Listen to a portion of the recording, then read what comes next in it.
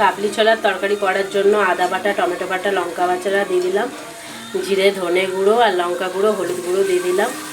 মশলাটাকে ভালো করে কষিয়ে নিচ্ছি। আর এক জায়গায় আলু আর কাবলি ছোলাটাকে ভালো করে বয়েল করে নিয়েছি।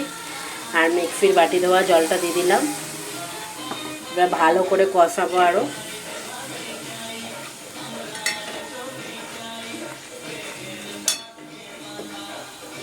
আর এই দেখুন, এটা বয়েল করা হয়ে গেছে কাবলি ছোলার আলু। আর মশলাটা ভালো করে কষিয়ে নিচ্ছি, তারপরে দিয়ে দেবো। এই দেখুন তেল ছেড়ে দিয়েছে মশলা থেকে। এরপরে আমি কাবলি ছোলাটা দিয়ে দেব। দেখুন মশলার সাথে মিশিয়ে নিলাম। এই দেখুন আমার রেডি।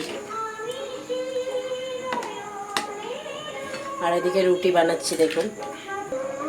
এই দেখুন গরম গরম ফুলকো ফুলকো রুটি তৈরি হয়ে গেল।